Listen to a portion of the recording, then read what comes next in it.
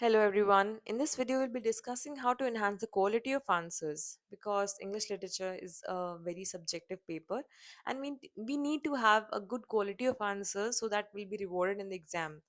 The answers, the quality of the answers which would be written in the exam is very different from the bachelor's answers or from the master's answers, and we need to have a very crisp and very depth in the understanding, and the answers need to reflect our own understanding, which is very much crisp and concise. We can't write 6 pages for a single question. So we need to concise our understanding. We need to have a deeper analysis of the work, and so the quality of answers has to be very very brilliant, so that we stand out of all those candidates who are attempting for English literature. So the first most important thing is the PYQs. So practicing PYQs is very very very important because we don't have any test series. Test series are very scarcely available in the market, and also the evaluation and the guidance is very difficult to find. So the only thing which we have is the PYQs. So practicing, how we need to practice the PYQs. Let's suppose you have completed all your works and you have made notes and you have revised it, and then you go on to practice the PYQs.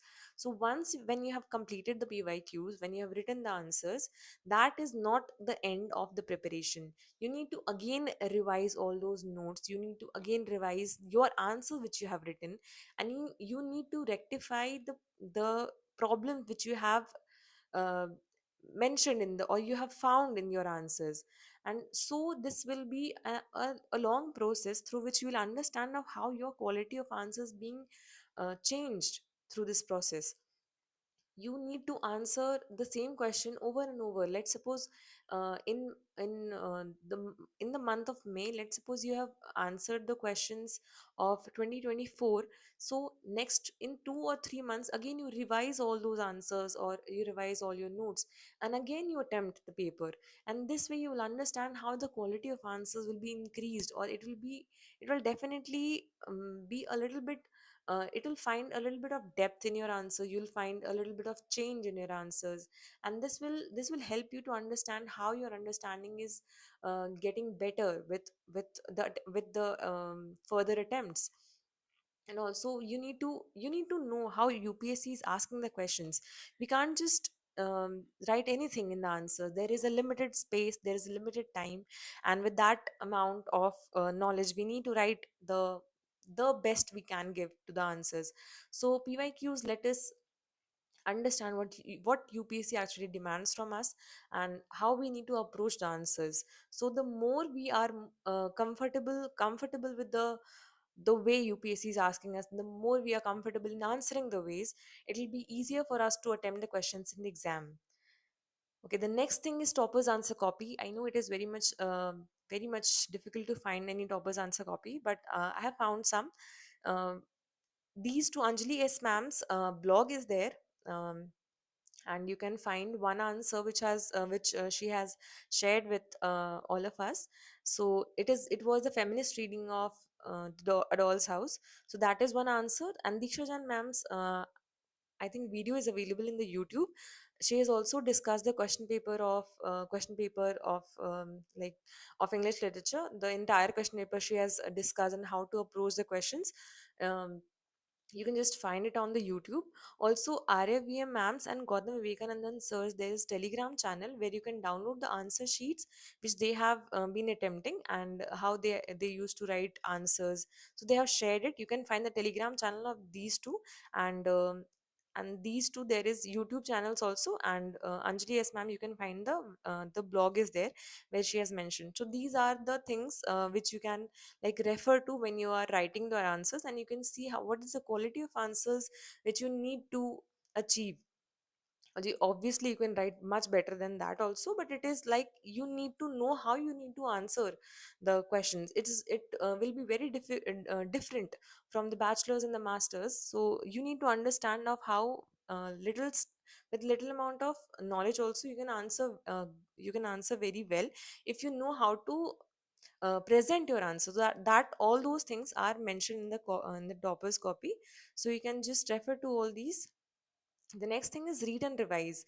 So why reading and revising is very important, because once when you have read the answers, or once when you have read your notes and the books which have been mentioned, the poems which have been mentioned in the syllabus, when you have once read it, it takes a little bit of amount of time, so that it settles in your mind and gets deeper in your thought process. So with reading and revising,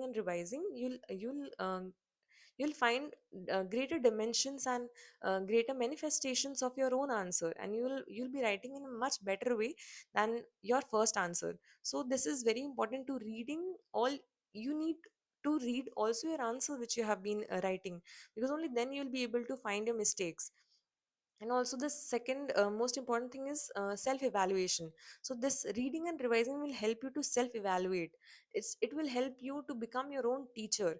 See, because sometimes it happens like when you're writing an answer, and when you self evaluate it immediately, what happens, we don't find any mistake. We find the answer to be perfectly good, and it is mild and it is good, and we feel there is no mistake, there is no scope of correction in it.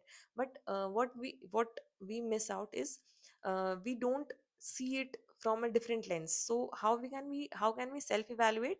When you have written an answer, or when you have just attempted any question paper, let it be, and you can just evaluate it after a week or after a month even, because that will help you when you are revising all those things again and again in the month, in the time remaining. And then when you correct your answer, you will find that there was some mistake, the gap of understanding is there, or the depth is lacking, or the crispness is lacking in the answers. So you need to have a cooling period of when you are writing an answer, and the evaluation part, there is a need to have a cooling off period, so that you do not be biased when you are checking your answers. And also it you might sometimes feel that in some of the answers, or in some of the places, you're finding that there is no scope of improvement. But there is always a scope of improvement. You might not be able to see that in that position. So you just need to find little bit of gaps, the smaller gaps or the smaller improvements.